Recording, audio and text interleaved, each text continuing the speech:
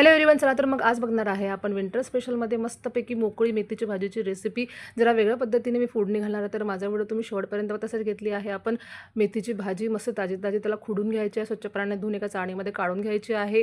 कांदा आपला अशा पद्धतीने चॉप करून घ्यायचा आहे। फोडणीसाठी आपल्याला बारीक चिरलेला कांदा पाहिजे आहे, तुम्ही चिरूनही घेऊ शकता। बघा त्या चॉपरमध्ये टाकणार आहे आपण हिरव्या मिरच्या, आपल्याला जेवढं तिखट पाहिजे आपण तेवढ्या मिरच्या टाकून घ्यायच्या, सोबतच लसूण टाकणार आहे आणि त्याला मस्तपैकी आपण चॉप करून घेणार आहे, की तुम्ही बारीक कट करून पण घेऊ शकता। बघा आता हे लागणार एका प्लेटमध्ये घेणार आहे मेथी, मस्त स्वच्छ धुतलेली मेथी आहे।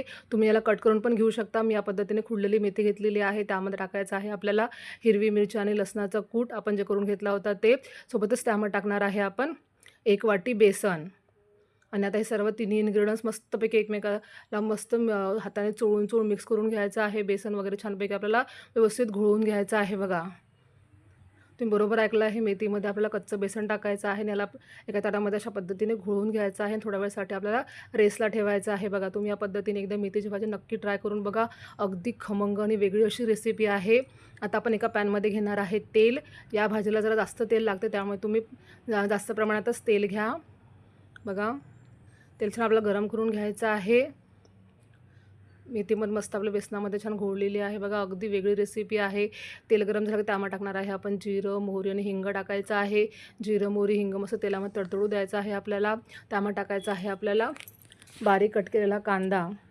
आता हिवाळा आहे, मार्केटमध्ये छानपैकी मेथीची भाजी वगैरे वेगवेगळ्या भाज्या विकायला आल्या हिरव्यागार अशा। तर तुम्ही एकदा या पद्धतीने मेथीची भाजी नक्की ट्राय करून बघा, खूपच टेस्टी अशी भाजी तयार होते आपली। बघा छान आपला कांदा होत आलेला आहे। आता यामध्ये टाकायचं आहे आपल्याला चवीनुसार मीठ आणि थोडीशी हळद टाकायची आहे।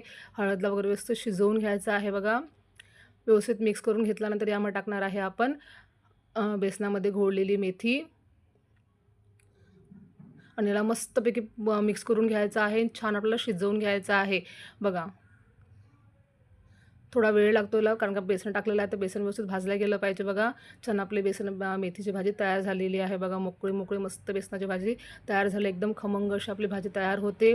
झाकण ठेवायचे आहे, याला आपल्याला 2 वाफा काढायच्या आहे। आता आपण एकदा काढलं बघा, बेसन आपलं शिजत आलेलं आहे, पॅन सोडत आहे बघा बेसन। छान मस्त मिक्स करून घ्यायचं आहे आणि परत आपण याला एखादं झाकण ठेवून मस्त वाफ देणार आहे। यामुळे काय होते, आपली भाजी एकदम अशी मोकळी होते बघा। आणि गरमागरम मेथी बेसन आपल्याला सर्व करायचं आहे। तुम्हाला माझी आजची रेसिपी नक्कीच आवडली असेल तर माझ्या व्हिडिओला लाईक करा, शेअर करा, कमेंट करा। नवीन असेल तर माझ्या चॅनलला तुम्ही सबस्क्राईब करा। भेटू नेक्स्ट व्हिडिओमध्ये अशाच नवीन आणि सोप्या रेसिपींसोबत। Bye bye.